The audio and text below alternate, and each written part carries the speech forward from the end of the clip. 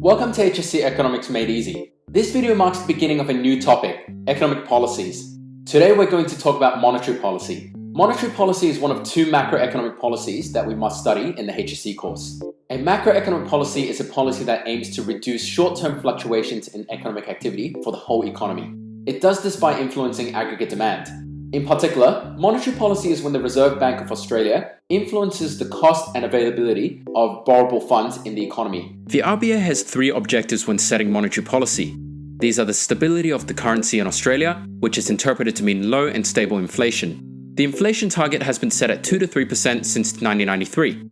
Secondly, the maintenance of full employment in Australia, which means to minimize cyclical unemployment.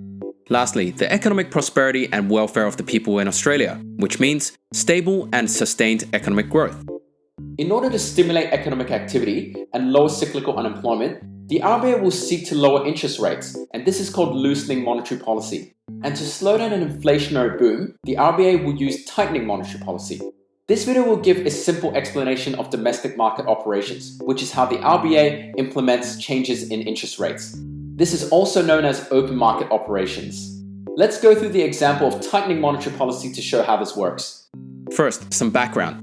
Banks have exchange settlement accounts, or ES accounts, which are accounts that they hold with the RBA to settle debts between themselves in the cash market. Banks must have certain positive balance in these accounts in order to settle payments with other banks and meet requirements set by the RBA. Let me show you a simple example involving only two banks. During the day, there will be transactions between customers of different banks. At the end of the day, one bank may hold excess funds and the other may have a shortage in their ES accounts. So in order to settle their daily transactions, banks may take out overnight loans from each other in the short-term money market. In our example, Bank B has excess funds anyway, so they'll be happy to lend at a lower interest rate to Bank A. The interest charged on the overnight loan here is called the cash rate. So what happens when the RBA wants to tighten monetary policy and increase interest rates? Well, they can come in and sell securities such as Commonwealth Government Securities or CGSs to Bank B. In this transaction, Bank B gives their funds to the RBA, and this decreases the supply of funds in the short-term money market. So when Bank A asks them to lend them an overnight loan, Bank B will charge a higher cash rate. The RBA sells securities until the target cash rate is reached. Now, because Bank A has been charged a higher cash rate, they'll pass on the cost in the form of higher market interest rates in order to maintain the profit margins. So you can see how monetary tightening starts with the RBA selling CGSs and ends with higher market interest rates. If the RBA wants to loosen monetary policy, they can buy back these CGSs, therefore re-injecting liquidity and increasing supply in the short-term money market. This puts downward pressure in the cash rate, and Bank A would now be happy to lower the interest rates to customers in order to stay competitive. Let's take a look at some past HSC questions to solidify what we've just learned. 2012's HSC question 10 asks what the impact of the RBA selling government securities would be. By selling securities, they're in effect taking funds out of the short-term money market, and therefore there is a lower supply in ES accounts. This causes the cash rate to be higher, and banks pass this on in the form of higher interest rates. So the answer is C. 2013's HSC question 17 asks how the RBA would implement contractionary monetary policy. This means to tighten monetary policy and increase the cash rate. Let's work backwards. To increase the cash rate, there must be a decrease in supply in the short-term money market. To take funds out of this market, the RBA would sell securities. This means that the answer is B. Lastly, let's look at 2014's question 14. It requires us to look at the impacts of implementing an expansionary policy. Loosening monetary policy means that the RBA buys back their securities from commercial banks, injecting an increased supply of cash into their ES accounts. So the answer is A. Now, it's worthwhile to be aware that the above explanation is greatly simplified. There is a whole lot of detail that I've purposely left out. But as you can see from the above HSC questions, I've pretty much gone through all the detail that you need to do well in the HSC course. So I'm about to go through some extra detail which is pretty much optional for this course. Here's one piece of detail that I left out. Instead of CGSs, the RBA can use other instruments to influence the supply in the short-term money market.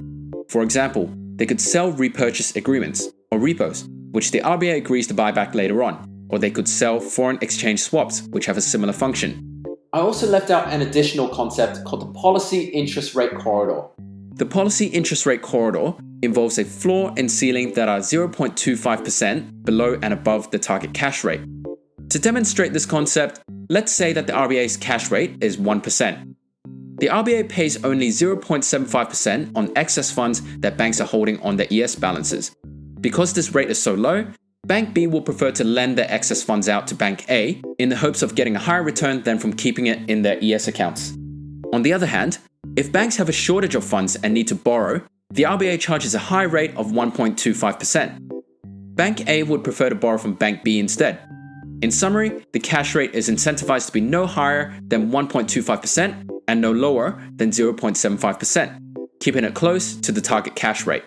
And if the RBA wanted to loosen monetary policy, they would just shift the whole corridor downwards, and vice versa for tightening. Again, you can consider this an extension concept. So in summary, I've offered a simple explanation for how the RBA implements monetary policy.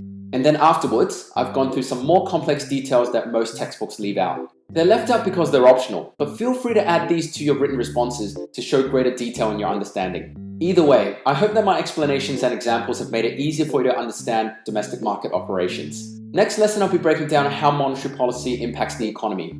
Make sure you subscribe to the channel as well as follow us on Facebook to make sure you don't miss future videos. If this video has helped you, please leave a like and comment as well as share the video. I look forward to continuing to make HSC Economics easy for you. See you next time.